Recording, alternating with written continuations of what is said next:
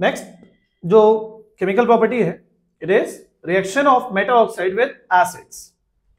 चलिए आगे देखते हैं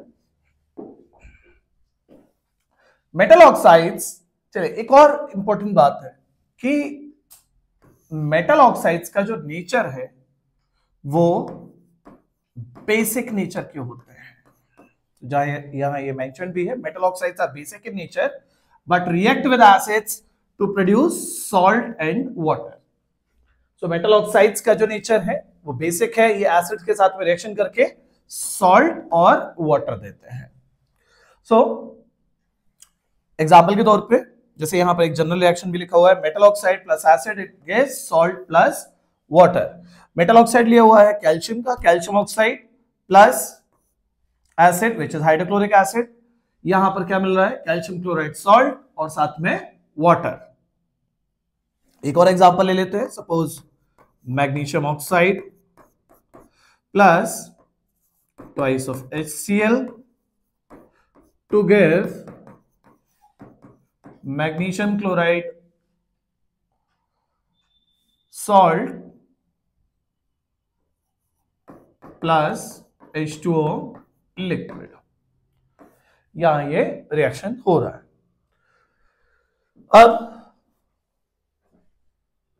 देखिए जैसे इसको यहां पर शो भी किया गया है कि ये वो रिएक्शन फ्लास्क है जहां पर इस रिएक्शन को कराया जा रहा है।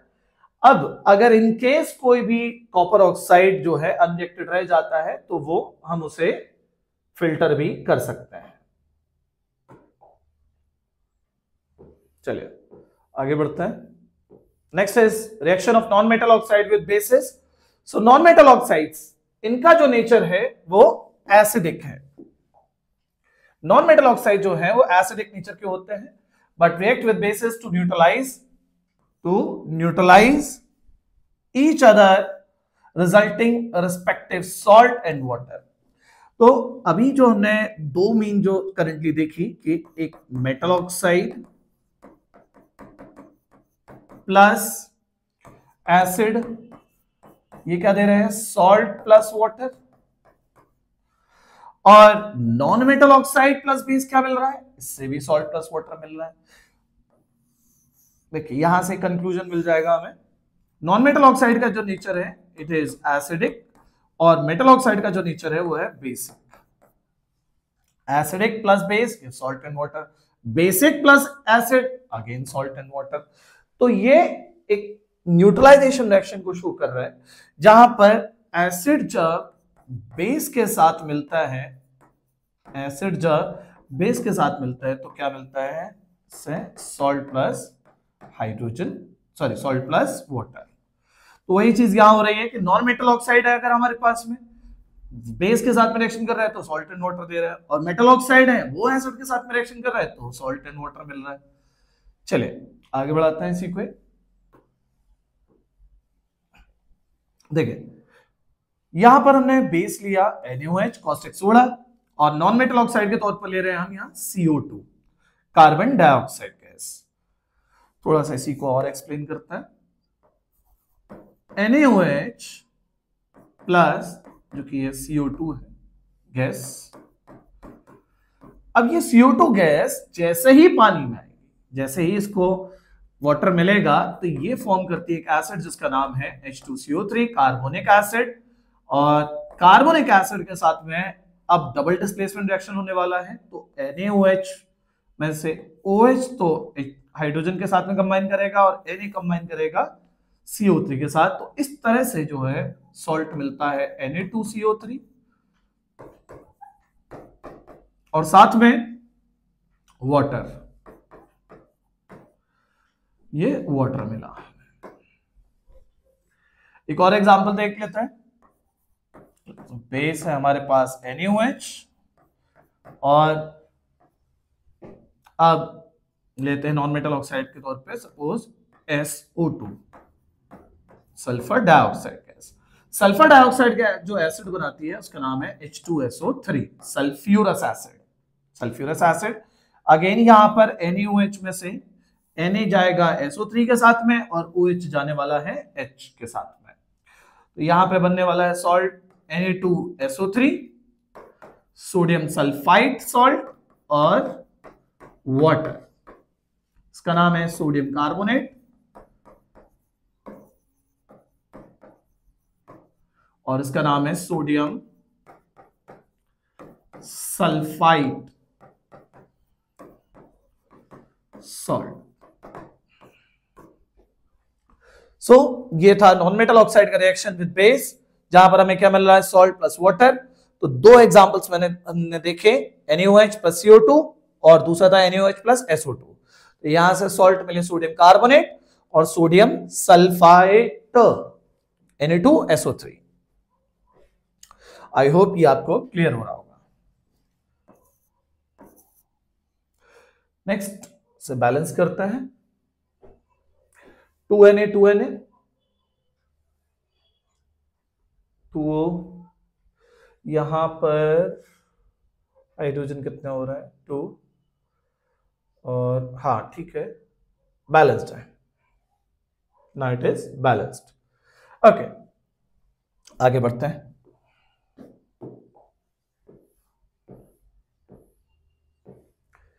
Next is neutralisation reaction.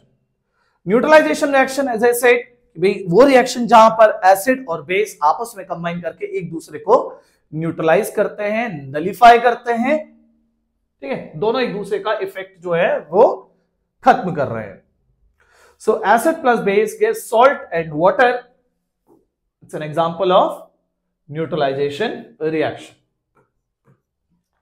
ठीक है, जैसे सपोज एसिड है हमारे पास HCl, बेस है हमारे पास NaOH, it gives salt, salt क्या बनेगा, यहां से मेटल उठाओ Na, और यहां से एनाइन उठाओ Cl, तो Na प्लस Cl, ये बन गया सॉल्ट। और इसका OH और इसका H ये आपस में कंबाइन करके क्या बना रहे हैं, वाटर। तो ये रिएक्शन होती है salt and water neutralisation reaction. अब ये जो सॉल्ट बना है ये एक न्यूट्रल सॉल्ट है, न्यूट्रल सॉल्ट, क्योंकि हमने जो एसिड और बेस लिए थे वो दोनों ही स्ट्रॉन्ग थे। जब स्ट्रॉन्ग एसिड और स्ट्रॉन्ग बेस आपस में कंबाइन करते हैं तो फॉर्मेशन होता है एक न्यूट्रल सॉल्ट का। तो सोडियम क्लोराइड एक न्यूट्रल सॉल्ट है। सॉल्ट भी तीन कैटेगरी में डिवाइड हो जाते हैं, एसिडिक सॉल्ट, बेसिक सॉल्ट और न्यूट्रल सॉल्ट। तो यहां जो सॉल्ट हमने लिया है, बेसिकली यहां जो हमें सॉल्ट ऑब्टेन हुआ है, ये एक न्यूट्रल सॉल्ट है। चलिए आगे बढ़ाते हैं। नाउ हमारी केमिकल प्रॉपर्टीज खत्म हो जाती है। अब नेक्स्ट टॉपिक हमारे पास में इंडिकेटर्स। What are indicators? देखिए, सपोज आप लैब विजिट करता है और लैब में आपके पास एसिड भी रखे हुए हैं, बेस भी रखे हुए हैं और भी कई सारे केमिकल्स रखे हुए हैं। आमतौर पर एसिड्स और बेसेस जो होते हैं वो कलरलेस मिलता है, जस्ट लाइक वाटर कलरलेस मिलते हैं। और जैसा हमने स्टार्टिंग में पढ़ा इसी चैप्टर में कि एसिड्स का जो टेस्ट है वो सार है और बिटर का टेस्ट जो है, बेस का जो टेस्ट है वो बिटर है। तो क्या हम उन्हें टेस्ट करके देखेंगे कि क्या ये खट्टा है तो ये एसिड है, ये कड़वा है तो बेस है?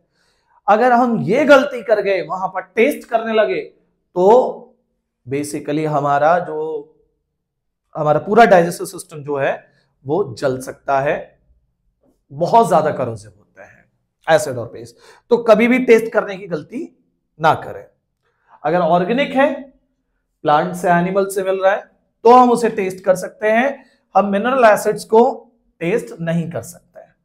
चलिए, इसके लिए हमें जरूरत पड़ती है इंडिकेटर्स की। तो इंडिकेटर्स क्या है? Indicators are the substances which tell us whether the substance is acidic or basic by changing their color, smell, okay, colour change करके, स्मेल चेंज करके ये हमें बता देते हैं। कितने टाइप के इंडिकेटर्स हैं? नेचुरल है, सिंथेटिक है, ऑल्फैक्टरी है। एग्जाम्पल बड़े अच्छे से लर्न होने चाहिए आपको। सबसे पहले नेचुरल इंडिकेटर्स में कौन कौन से हैं हमारे पास, जो नेचर से ऑब्टेन हो रहे हैं, प्लांट से, एनिमल से ऑब्टेन हो रहे हैं? तो ये है लिटमस और टर्मरिक, लिटमस और टर्मरिक। नेक्स्ट, सिंथेटिक इंडिकेटर्स कौन से हैं? Synthetic indicators which are prepared in laboratories and are artificial, example के तौर पे methyl orange and phenolphthalein. Methyl orange and phenolphthalein. Olfactory indicators कौन से हैं? ये वो इंडिकेटर्स हैं जो कि अपनी स्मेल चेंज करते हैं। स्मेल चेंज हो जाती है इनके साथ में, एग्जांपल के तौर पे vanilla and onion, vanilla and onion. So three types of indicators, natural indicators, synthetic indicators and olfactory indicators। यहां पर जो है हमने एग्जांपल्स देखे तीनों इंडिकेटर्स के। जैसे पिक्चर में अगर देखो आप, तो पहला जो है हमारे पास में ये पीएच पेपर को दिखा रहा है, जिस किसी सोल्यूशन में जाकर इसने ग्रीन कलर दिया है, और ग्रीन कलर डिनोट करता है कि ये कहीं ना कहीं न्यूट्रल सोल्यूशन में गया है। ये वनीला एक्सट्रैक्ट है। वनीला एक्सट्रैक्ट बेसिकली यूज होगा एज ए ऑल्फैक्टरी इंडिकेटर। ये सभी लोग जानते हैं। हल्दी, टर्मरिक, जो कि एक नेचुरल इंडिकेटर है। मिनट, एक यहां पर चलिए एक और चीज देखता है। चलिए थोड़ा सा इनके बारे में और जाना जाए। लिटमस, लिटमस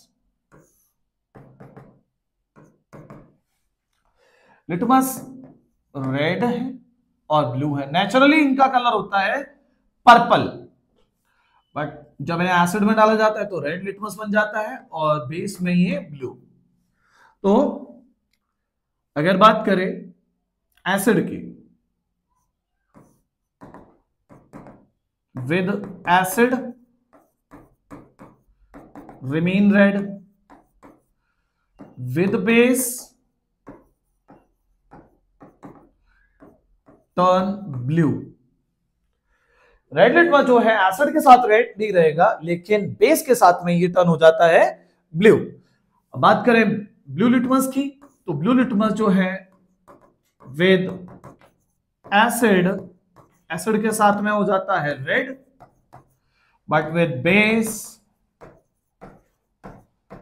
ये हो जाता है, तो ये ब्लू ही रहता है।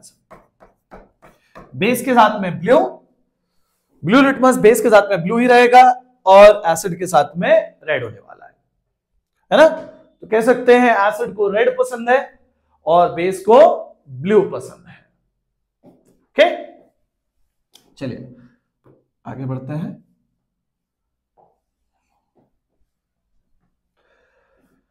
थोड़ा टर्मरिक के बारे में भी जान लें। देखिए टर्मरिक जो है,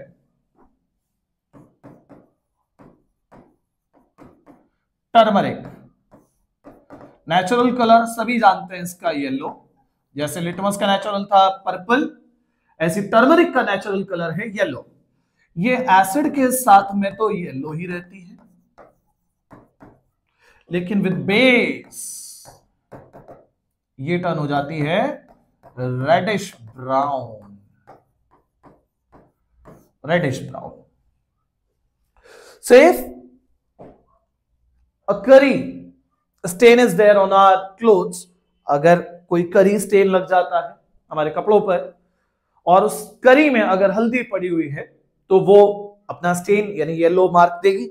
और अगर उसी स्टेन पर हम सोप अप्लाई करते हैं, सोप जो कि बेसिक नेचर के होते हैं, तो बेसिक नेचर की वजह से सोप उसके साथ कंबाइन करके वहां पर जो येलो स्टेन था वो रेडिश ब्राउन टर्न हो जाता है, रेडिश ब्राउन टर्न हो जाता है।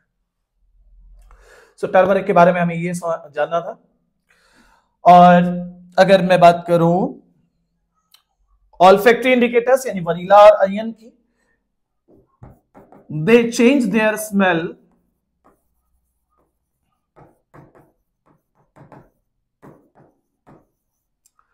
with base, not with acid, not with acid। Synthetic में भी, सिंथेटिक में methyl orange,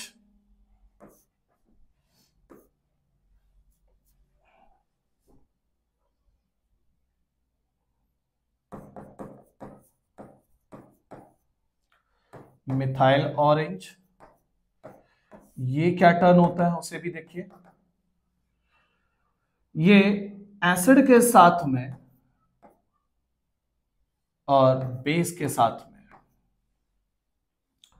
methyl orange acid के साथ में लगभग रेड हो जाता है और बेस के साथ में ये हो जाता है yellow, methyl orange turns yellow. और अगर बात करें फिनोफ्थलीन की, तो फिनोफ्थलीन के साथ में, फिनोफ्थलीन के साथ में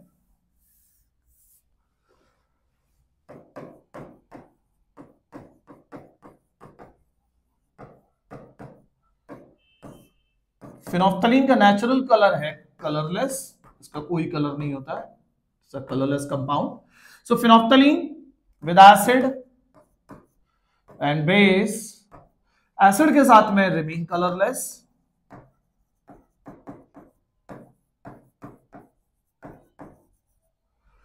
and with base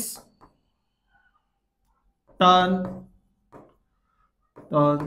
pink, pink. So ये थे कुछ कलर चेंजेस लिटमस का, टर्मरिक का, मिथाइल ऑरेंज, फिनोफ्थलीन और ऑल्फैक्टरी इंडिकेटर्स का। ऑल्फैक्टरी इंडिकेटर्स जो है वो बेस के साथ में अपनी स्मेल लूज कर देते हैं, एसिड के साथ में नहीं। फॉर एग्जांपल अगर कोई ऐसा लेट्स से वनीला आइसक्रीम गिर जाती है हमारे कपड़ों पर, या अनियन का कुछ गिर जाता है, तो उसकी स्मेल सिर्फ बेस के साथ जाएगी, यानी कि आप अगर सोप अप्लाई कर देते तो स्मेल चली जाती है। आगे बढ़ाते हैं। नेक्स्ट, वाटर एल्कलीज, ये हमने पहले डिस्कस किया था। एल्कलीज वो बेसेस होते हैं जो कि वाटर में सॉल्युबल है। And alkalis a base that dissolve in water, they are soapy to touch, bitter and corrosive. Soapy to touch से मतलब है कि अगर आप हाथ में लोगे तो ये आपके हाथ फिसलने वाले हैं, बिटर से मतलब है कड़वा होता है, और करोसिव यानी कि अगर आपने इसे छुआ तो ये आपके स्किन को जलाएगा, और किसी मेटल के स्ट्रक्चर पे गिरा तो उसे करूड कर देगा, उसे धीमे धीमे खत्म कर देगा। दो स्ट्रॉन्ग बेसिस के एग्जांपल है NaOH, KOH, दोनों ही एल्कलीज हैं। इसके अलावा NaOH उल्टवाइस, COH उल्टवाइस, ये भी सॉल्युबल है। ठीक है। Next, properties of alkalis, they are soft and have low density, मतलब भारी इतने ज्यादा नहीं होते हैं। Alkalis have low melting and boiling point, they give characteristic colour to the flame, इनका एक डेफिनेट कलर देखने को मिल जाता है। Alkalis react with halogens. Halogens क्या होते हैं? हैलोजेंस हैं फ्लोरीन, क्लोरीन, ब्रोमीन, आयोडीन, ये हैलोजेंस हैं। इनके साथ में ये रिएक्ट कर जाते हैं। They can be stored in mineral oil solution, mineral oil solutions में, या फिर आमतौर पर ग्लास बॉटल्स में इनको स्टोर किया जाता है। मेटल कंटेनर्स में नहीं, क्योंकि मेटल के साथ में रिएक्शन कर जाएंगे। मेटल कंटेनर्स में नहीं, ग्लास कंटेनर्स में रखना होता है। सो ये पिक्चर में ये सोडियम हाइड्रोक्साइड पैलेट्स दे रखे हैं। पैलेट्स मतलब थोड़े छोटे छोटे बॉल्स टाइप के हैं। अगर इन्हें डिसॉल्व किया जाए वाटर में तो हमें सॉल्यूशन फॉर्म में बेस मिल जाता है। आगे बढ़ाते हैं। Next is dilution of acid.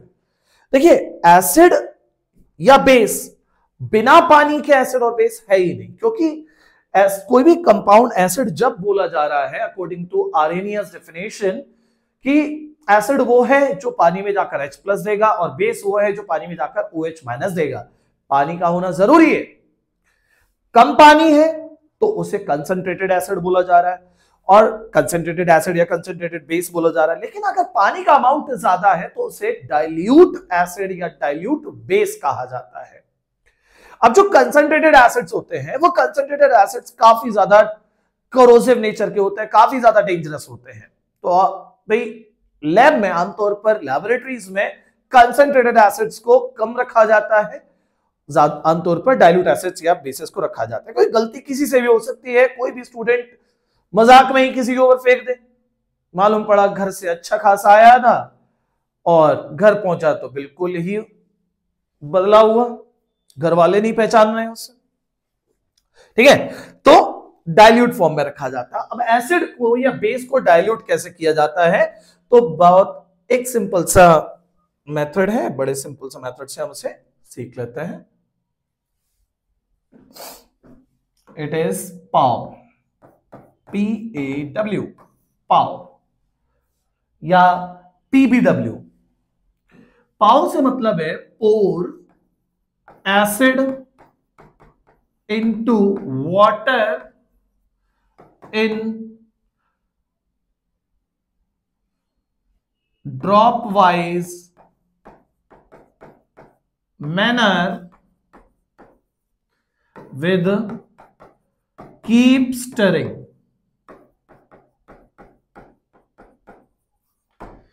हमेशा ऐसे करना है, एसिड को ड्रॉप वाइज डालना है पानी में, ड्रॉप वाइज, और उसको स्टर करते रहना है। मतलब एक तरफ से एसिड डालना और उसे स्टर करते रहना है, चलाते रहना है, क्योंकि ये काफी ज्यादा एक्सोथर्मिक रिएक्शन होता है। अगर एसिड में पानी डाल दिया तो इतना ज्यादा एक्सोथर्मिक होगा कि आपके हाथ को जला देगा या आपकी स्किन को जला देगा। तो कभी भी पानी को एसिड में नहीं डाला जाता है, ऑलवेज एसिड इनटू वाटर, और वो भी ड्रॉप वाइज डाला जाता है। ऐसा नहीं कि पूरा का पूरा बॉटल जो है पानी में डाल दिया, ब्लास्ट होगा, आपके पूरा पूरा एसिड आ जाने वाला है। सो कभी भी एसिड या बेस को डाइल्यूट किया जाए तो तरीका क्या है, हमेशा एसिड और बेस को ही पानी में डाला जाता है in dropwise manner with keep stirring। ठीक है, care must be taken while mixing concentrated nitric acid or sulfuric acid with water। और ये बड़े ध्यान से किए जाते हैं क्योंकि काफी ज्यादा exothermic reactions होते हैं। So always add acid to water। The acid must always be added slowly to water with constant stirring। Water to acid, no, never। If water is added to concentrated acid, the heat generated may cause the mixture to splash out and cause burns। The glass container may break due to excessive heat। अगर पानी को डाल दिया गया acid में तो इतना ज्यादा रिएक्शन, इतना ज्यादा हाईली एक्सोथर्मिक रिएक्शन होने वाला है कि वो ग्लास को ब्रेक करके और वो पूरा एसिड जो है स्प्लैश होकर हमारे ऊपर आ जाएगा और हमें जला देगा। आगे बात करते हैं, मिक्सिंग एन एसिड और base with water results in decrease in the concentration of H3O+ या OH- per unit volume. Such a process is called dilution. बड़ी इंपॉर्टेंट बात कह रहे हैं भाई यहाँ पे। हम ये जान चुके हैं कि भाई एसिड कौन है जो H+ दे रहे हैं और बेस कौन है जो OH- आयंस दे रहे हैं। H+ या फिर आप ऐसे भी कह सकते हो कि ये जो H+ है पानी में जाकर H3O+ बना चुका है, हाइड्रोनियम आयन बना चुका है, इसे बोलते हैं हाइड्रोनियम आयन। तो या तो कहो कि H+ देने वाले कंपाउंड या फिर H3O+ हाइड्रोनियम आयन देने वाले कंपाउंड्स को हम, और किस में देने वाले, पानी में जाकर। अगर पानी में कोई कंपाउंड गया उसने H+ या H3O+ दिया तो उसे आप एसिड कहोगे, और अगर कोई OH- दे रहा है तो उसे बेस कहोगे। और आमतौर पर जब किसी भी एसिड या बेस को डाइल्यूट किया जाता है तो यूनिट वॉल्यूम में H+ या फिर H3O+ जो है इनका कंसंट्रेशन कहो या फिर OH- आयन का कंसंट्रेशन कहिए, वो यूनिट वॉल्यूम में कम होता जाता है जैसे जैसे उसमें पानी मिलाते जाएंगे यानी डाइल्यूशन कर रहे हैं जब, तो इनका कंसंट्रेशन कम होता है। आई होप ये बात समझ आई होगी। Next is pH, the universal indicator. सबसे पहले बात करते हैं, जानते हैं pH के बारे में। pH was developed to measure the concentration of hydrogen ions in a solution. किसी भी सॉल्यूशन में हाइड्रोजन आयंस का क्या कंसंट्रेशन है, H+ का क्या कंसंट्रेशन है, उसको मेजर करने के लिए pH बनाया गया था। एक pOH स्केल भी होता है जिससे OH- आयंस का कंसंट्रेशन चेक किया जाता है। अब pH टर्म में P का जो फुल फॉर्म है वो है potence in German meaning power. The pH scale ranges from 0 to 14, 0 से लेकर 14 तक जाता है। अब 0 से 14 तक यहां पर कलर चार्ट भी लगाया हुआ है, आप कलर भी देख सकते हैं कि भाई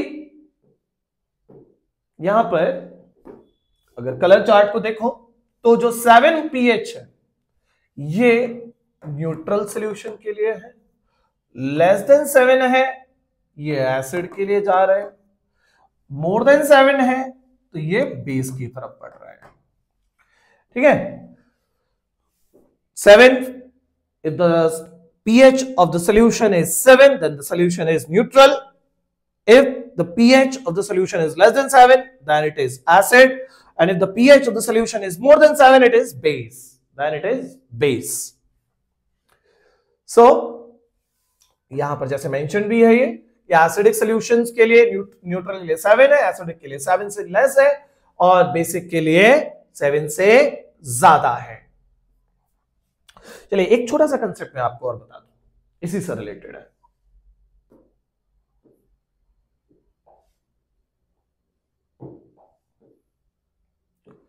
समझिएगा,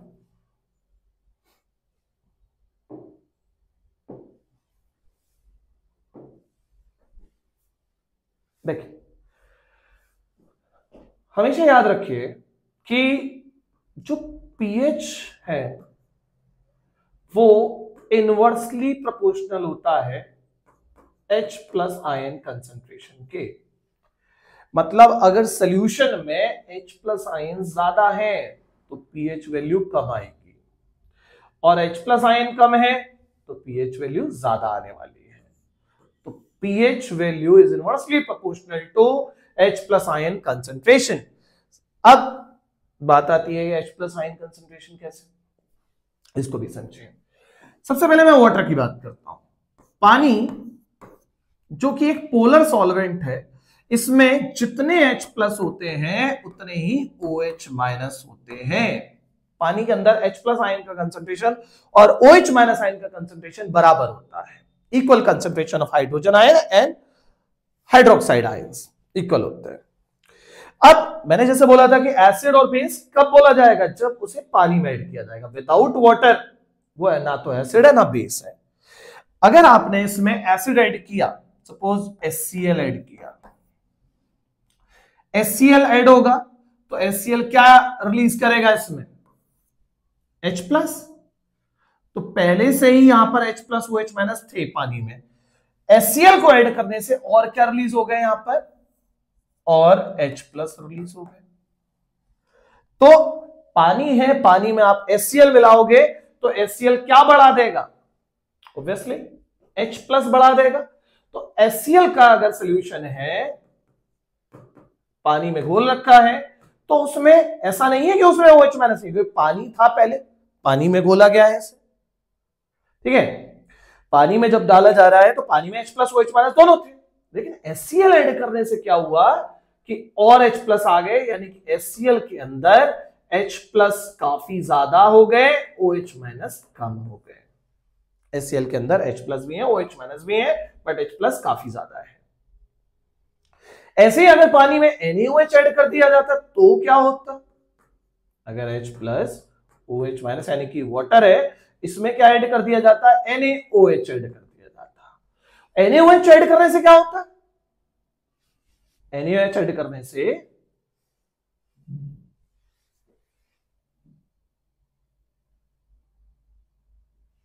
ठीक है, NaOH ऐड करने से क्या हो जाता है यहां पर,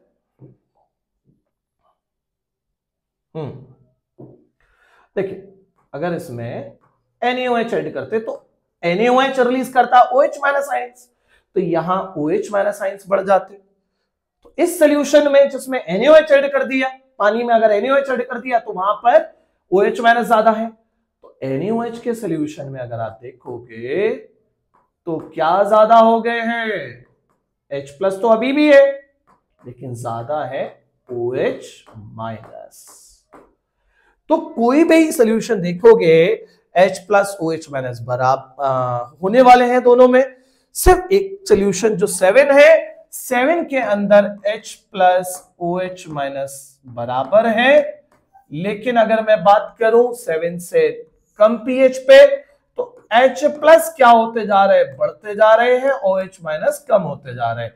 और राइट साइड में अगर मैं जाऊं तो H प्लस कम होते जा रहे हैं और OH माइनस बढ़ते जा रहे हैं। राइट साइड में जाते हैं तो OH माइनस बढ़ते हैं, H प्लस कम होते जाते हैं। यानी 14 पर अगर मैं देखूं कि 14 pH वाला कोई अगर सोल्यूशन है तो उसमें H प्लस भी होंगे, OH माइनस बहुत ज्यादा होंगे, बहुत ज्यादा।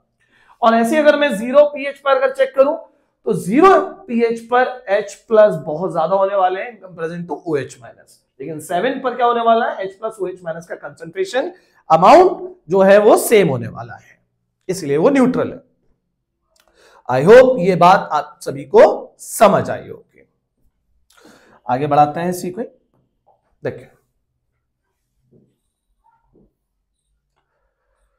ये पीएच स्केल है और काफी ज्यादा क्वेश्चन बन जाते हैं इसी से।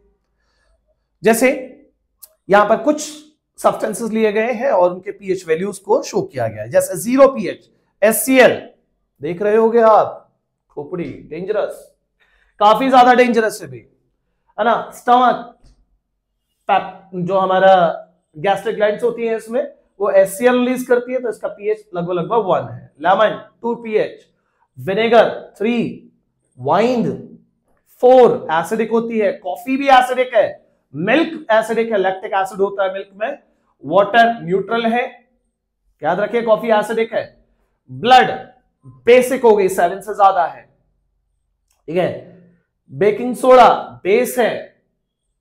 नेक्स्ट मिल्क ऑफ मैग्नीशिया जो कि एक एंटासिड है, MgOH ट्वाइस, एक वीक बेस है। अमोनिया वीक बेस है, साफ सफाई के काम में आता है। सोप जो है बेस है। नेक्स्ट क्लेंजिंग, ये हमारा एक ब्लीच है जो कि एक बेस है। और लास्ट में ड्रेन क्लीनर, जो बेसिकली पाइप्स जो है क्लॉगिंग हो जाती है जिनमें, तो उनमें स्ट्रॉन्ग बेसेस डाले जाते हैं उनको क्लीन करने के लिए। अच्छा, एक और बात यहीं से देखें कि लगभग 0 से 3 तक करीब ये वीक एसिड्स होता है। Sorry, not weak acid,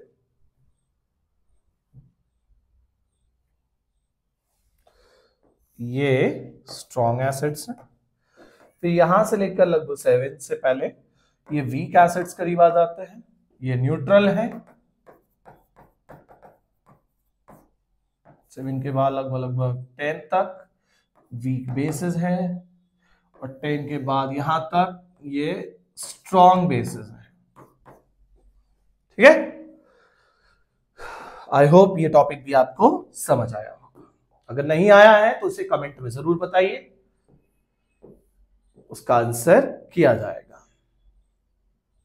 next is pH in everyday life. PH in everyday life, ये काफी इंपॉर्टेंट टॉपिक है। कई बार बोर्ड इस टॉपिक से क्वेश्चन बना चुका है और इस बार भी इस टॉपिक से क्वेश्चन बनने के चांसेस होंगे। देखिए, सबसे पहला है, are plants and animals pH sensitive? क्या प्लांट्स और एनिमल्स पर भी पीएच का कोई फर्क पड़ता होगा? तो हां, पड़ता है, बिल्कुल पड़ता है। Our body works with in the range of 7 to 7.8। हमारी बॉडी का जो पीएच है लगभग 7 से 7.8 तक रहता है।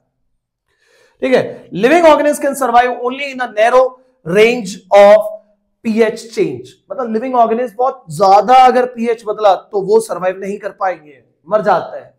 When pH of rainwater is less than 5.6, it is called acid rain। अगर पानी का जो बारिश हो रही है उसका pH अगर 5.6 से कम गया तो वो acid rain है। और when acid rain flows into rivers, it lowers the pH of river water। और जब ये acid का पानी बेसिकली रिवर्स में जाएगा तो उसका भी pH गिरा देगा, कम कर देगा। The survival of aquatic life in such rivers become difficult। आप देख सकते हैं जो acid rain है वो काफी ज्यादा डेंजरस साबित होती है। What should be done? What should be the pH of soil in backyard? तो आपको पता लगाना है कि हमारी जो सॉइल है बैकयार्ड में उसका pH क्या है, उसका pH क्या है। कैसे पता लगाएंगे? सॉइल को लीजिए, उसको पानी में डिसॉल्व करिए, एक कुछ सोल्यूशन टाइप बनाइए और उस सोल्यूशन को निकालकर उसका पीएच चेक करिए, तो आपको सॉइल का पीएच पता चल जाने वाला है। So plants also require a specific pH range for their healthy growth. The optimal pH range of the soil suitable for plant growth should be vary in between 5.5 to 7। यानी कि pH जो जाना चाहिए प्लांट की growth के लिए 5.5 से 7 तक जाना चाहिए। ठीक है, the soil should not be alkaline nor acidic in nature to support the growth of plants। तो लगभग न्यूट्रल होनी चाहिए। ठीक है, acidic soil low pH, at pH levels lower than 5.5 aluminium and manganese can become highly available to the point of being toxic at Similarly, low pH levels, other elements like nitrogen, calcium, phosphorus, magnesium and potassium become less available for absorption in plants. ये acidic soil के बारे में बताया गया. Alkaline soil में when the pH of soil is above 7, elements like iron, zinc, copper, boron, phosphorus and manganese also become less available for absorption by plants. मतलब दोनों ही cases जो है वो काफी ज्यादा कह सकते हैं नुकसानदायक है, डिसएडवांटेजेस है प्लांट्स के लिए. सो स्लाइटली एसिडिक टू न्यूट्रल, ये एक आइडियल कंडीशन है सॉइल के लिए, क्योंकि अगर सॉइल बहुत ज्यादा एसिडिक हो गई या बेसिक हो गई तो सॉइल में जो प्रेजेंट मिनरल्स हैं वो प्लांट उसे नहीं गेन कर पाते हैं. Okay, change in pH of the soil affects the availability of nutrient for the growth of plants. यानी पीएच अगर चेंज हुआ तो न्यूट्रिएंट्स या जो मिनरल्स हैं वो अवेलेबल नहीं हो पाएंगे. नेक्स्ट आता है, what is the pH in our digestive system? Our stomach produces HCl which helps in the digestion of food without harming the stomach. तो HCl जो हमारे स्टमक में रिलीज होता है, इसका क्या काम है? ये बेसिकली हमारे फूड के साथ में जो जर्म्स एंटर कर जाते हैं उनको मारना है. दूसरा, फूड को एसिडिक बनाना है ताकि ये प्रॉपरली डाइजेस्ट हो पाए, इस पर पेप्सिन एंजाइम काम कर सके. ड्यूरिंग इंडाइजेशन अगर खाना नहीं पच पा रहा है या बहुत ज्यादा ओवर ईटिंग हो गई है तो stomach produces too much acid which causes pain and irritation. To get rid of the pain people uses bases called antacid. तो आपको अगर एसिडिटी हो रही है तो आप एंटासिड ले सकते हैं. टू न्यूट्रलाइज एक्सेस एसिड, जो ज्यादा एसिड प्रोड्यूस हो रहा है तो उसके लिए एंटासिड क्या है? Magnesium hydroxide, milk of magnesia. ठीक है, milk of magnesia. Is pH change responsible for tooth decay? क्या ये बात सही है कि अगर हमारे जो बॉडी का पीएच चेंज हो रहा है या एसिड ज्यादा हो रहा है प्रोड्यूस, मतलब एसिड ज्यादा प्रोड्यूस हो रहा है, तो कहीं ये हमारे टूथ डिके का भी कारण बनता है? तो हाँ, ये बात सही है. आप पिक्चर में भी देख सकते हैं, यहां पर ये कुछ कैविटीज को शो किया गया है. यहां कैविटीज को भी शो कर रहे हैं, देख सकते हो आप. ये कैविटीज हैं और ये कब प्रोड्यूस हो रही है कैविटी? अब जब कभी भी हम कोई भी खाना खा रहे हैं, खाना हमारे कहीं ना कहीं दांतों के बीच में फंसा रह जाता है, उस पर कुछ टाइप के बैक्टीरिया जैसे कि स्ट्रेप्टोकोकस म्यूटान्स वो यहां अटैक करते हैं और जो इसकी एनामल है वहां पर आकर स्टिक हो जाता है. उस खाने पर अटैक किया है तो वो एसिड का प्रोडक्शन करते हैं. वो एसिड धीमे धीमे जो एनामल जो कि कैल्शियम फॉस्फेट से बना हुआ है, धीमे धीमे उसको वहां से हटाने लग जाते हैं. और जब वो लेयर धीमे धीमे धीमे धीमे यहां से हटेगी तो यहां कैविटीज बनना स्टार्ट हो जाती है. सो ऑब्वियसली दांतों का पीएच भी जो है वो मैटर करता है. तो इसके लिए क्या करना होता है? डॉक्टर क्या एडवाइस देता है कि भाई डेली जो है 2 बार अपने दांतों को ब्रश करिए, है ना, विद टूथपेस्ट, क्योंकि टूथपेस्ट जो है वो एक बेसिक सब्सटेंस है. जो एसिड प्रोड्यूस हो रहा है वो उस बेस से न्यूट्रलाइज किया जा सके. Tooth decay starts when the pH of the mouth is less than 5.5, यानी 5.5 से अगर कम जा रहा है माउथ का पीएच तो टूथ डिके स्टार्ट हो जाता है. Tooth enamel is made up of calcium hydroxyapatite, या फिर ऐसे कह सकते हैं crystalline form of calcium phosphate, is the hardest substance in the body.